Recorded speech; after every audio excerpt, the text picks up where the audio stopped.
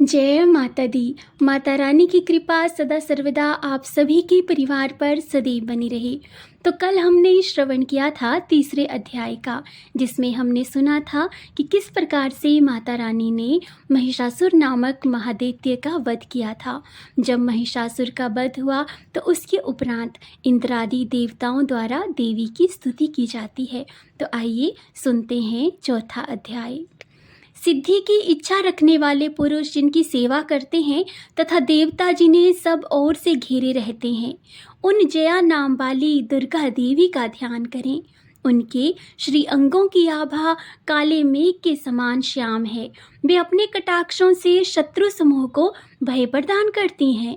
उनके मस्तक पर आबद्ध चंद्रमा की रेखा शोभा पाती है। वे अपने हाथों में शंख, चक्र, कृपाण और त्रिशूल धारण करती हैं। माँ के 3 नेत्र हैं। वे सिंह के कंधे पर चढ़ी हुई हैं और अपने तेज से तीनों लोकों को परिपूर्ण कर रही हैं। ऋषि कहते हैं, अत्यंत पराक्रमी दुरात्मा महिषासुर तथा उसकी दैत्य सेना के देवी के हाथ से मारे जाने पर इंद्र आदि देवता प्रणाम के लिए गर्दन तथा कंधे झुकाकर उन भगवती दुर्गा का उत्तम वचनों द्वारा स्तवन करने लगे। उस समय उनके सुंदर अंगों में अत्यंत हर्ष के कारण रोमांच हो आया था। देवता बोले, संपूर्ण देवताओं की शक्ति का समुदाय ही जिनका स्वरूप है तथा जिन देवी ने अपनी शक्ति से संपूर्ण जगत को व्याप्त कर रखा है, समस्त देवताओं और महर्षियों की पूजनिया उन जगदम्बा को हम भक्ति पूर्वक नमस्कार करते हैं। वे हम सभी का कल्याण करें। जिनके अनुपम प्रभाव और बल का वर्णन करने में भगवान शेषनाग, ब्रह्मा जी तथा महादेव जी भी समर्थ नहीं है, वे भगवती चंडिका का संपूर्ण जगत का पालन एवं अशुभ भय का नाश करने का विचार करें। जो पुण्यात्माओं के घर में स्वयं ही लक्ष्मी रूप से, पापियों के यहाँ दरिद्रता रूप से, शुद्ध अंतःकरण वाले पुरुषों के हृदय में बुद्धि रूप से, सत्पुरुषों में श्रद्धा रूप से तथा कुलीन मनुष्य में लज्जा रूप से निवास करती हैं, उन आप भगवती दुर्गा को हम नमस्कार करते हैं। देवी, आप संपूर्ण विश्व का पालन कीजिए। देवी, आपके इस अचिंत्य रूप का, असुरों का नाश करने वाले भारी पराक्रम का तथा समस्त देवताओं और दैत्यों के समक्ष युद्ध में प्रकट किए हुए आपके अद्भुत चरित्रों का हम भला किस प्रकार से वर्णन करें। आप तो संपूर्ण जगत की उत्पत्ति में कारण हैं। आप में सत्वगुण, रजोगुण और तमोगुण, ये तीनों ही गुण मौजूद हैं, तो भी दोषों के साथ आपका किसी प्रकार का कोई संसर्ग नहीं जान पड़ता। भगवान विष्णु और महादेव जी आदि देवता भी आपका पार नहीं पाते। आप ही सबका आश्रय हैं। ये समस्त जगत आपका अंशभूत है, क्योंकि आप सबकी आदिभूत अव्याकृता परा प्रकृति हैं। हे देवी, संपूर्ण यज्ञों में जिसके उच्चारण से सब देवता तृप्ति लाभ करते हैं, वे स्वाहा आप ही हैं। इसके अतिरिक्त आप पितरों की भी तृप्ति का कारण हैं। अतएव सब लोग आपको स्वधा भी कहते हैं। देवी, जो मोक्ष की प्राप्ति का साधन है, अचिंत्य महाव्रत स्वरूपा है, समस्त दोषों से रहित, जितेंद्रिय, तत्व को ही सार वस्तु मानने वाले तथा मोक्ष की अभिलाषा रखने वाले मुनिजन जिसका अभ्यास करते हैं, वे भगवती पराविद्या तो आप ही हैं। आप शब्द स्वरूपा हैं। अत्यंत निर्मल ऋग्वेद, यजुर्वेद तथा उद्गीत के मनोहर पदों के पाठ से युक्त सामवेद का भी आधार तो आप ही हैं। आप देवी त्रयी अर्थात तीनों वेदों की और भगवती 6 ऐश्वर्यों से युक्त हैं। इस विश्व की उत्पत्ति एवं पालन के लिए आप ही वार्ता के रूप में प्रकट हुई हैं। आप संपूर्ण जगत की घोर पीड़ा का नाश करने वाली हैं। हे देवी, जिससे समस्त शास्त्रों के सार का ज्ञान होता है, वे मेधा शक्ति आप ही हैं।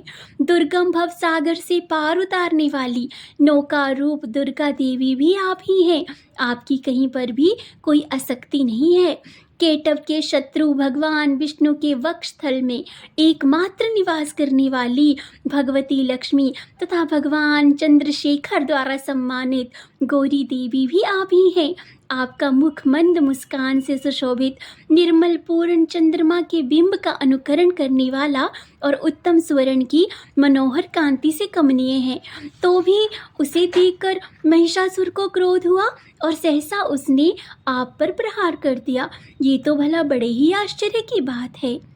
देवी, वही मुख जब क्रोध से युक्त होने पर उदय काल के चंद्रमा की भांति लाल और तनी हुई भौहों के कारण विकराल हो उठा, तब उसे देखकर जो महिषासुर के प्राण तुरंत नहीं निकल गए, ये उससे भी बढ़कर और भी आश्चर्य की बात है, क्योंकि क्रोध में भरे हुए यमराज को देखकर भला कौन ही जीवित रह सकता है।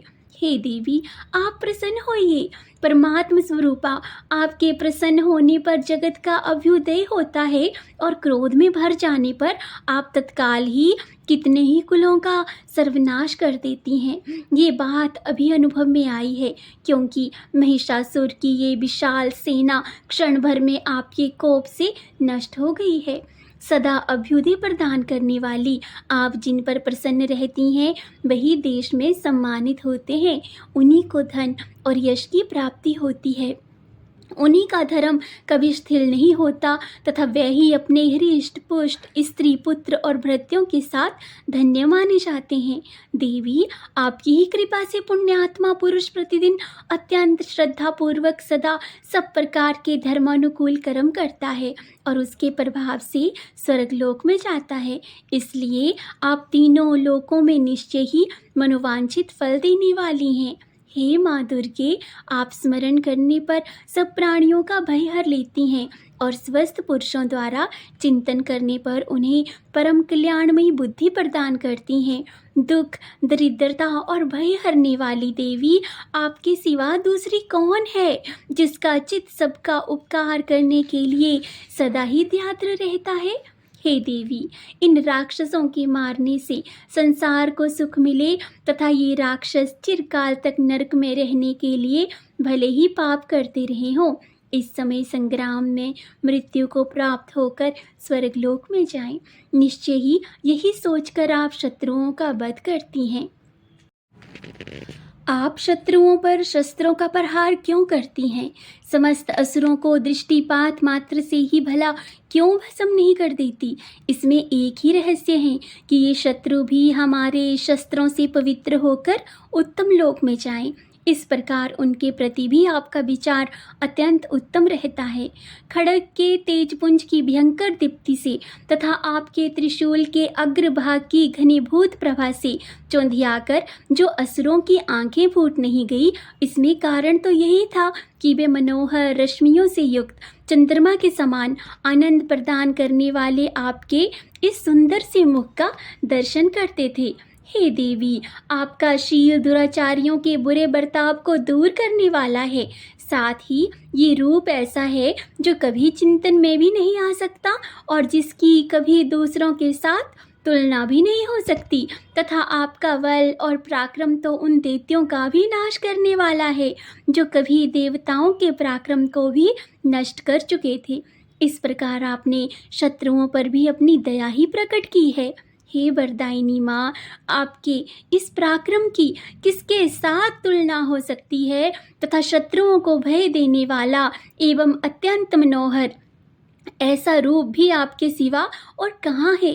हृदय में कृपा और युद्ध में निष्ठुरता, ये दोनों बातें तीनों लोकों के भीतर केवल आप में ही देखी गई हैं। हे माता, आपने शत्रुओं का नाश करके इस समस्त त्रिलोकी की रक्षा की है। उन शत्रुओं को भी युद्ध भूमि में मारकर स्वर्गलोक में पहुंचाया है तथा उन्मत्त दैत्यों से प्राप्त होने वाले हम लोगों के भय को भी दूर कर दिया है। आपको हमारा नमस्कार है।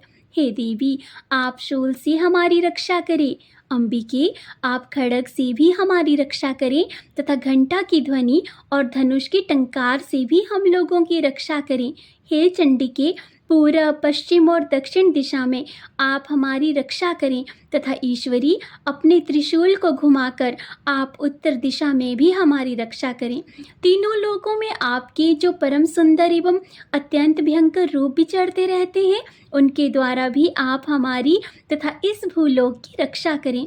हे अंबिके, आपके कर पल्लवों में शोभा पाने वाले खड्ग, शूल और गदा आदि जो जो अस्त्र हों, उन सबके द्वारा आप सब ओर से हम लोगों की रक्षा करें। ऋषि कहते हैं, इस प्रकार जब देवताओं ने जगन माता दुर्गा की स्तुति की और नंदन बन के दिव्य पुष्पों एवं गंध चंदन आदि के द्वारा उनका पूजन किया, फिर सबने मिलकर जब भक्ति पूर्वक दिव्य धूपों की सुगंध निवेदन की, तब देवी ने प्रसन्न वदन होकर प्रणाम करते हुए सब देवताओं से कहा। देवी बोली, देवताओं, तुम सब लोग मुझसे जिस भी वस्तु की अभिलाषा रखते हो उसे मांगो। देवता बोले, भगवती ने हमारी सब इच्छा पूर्ण कर दी, अब तो कुछ भी शेष नहीं रहा है, क्योंकि हमारा ये शत्रु महिषासुर मारा गया।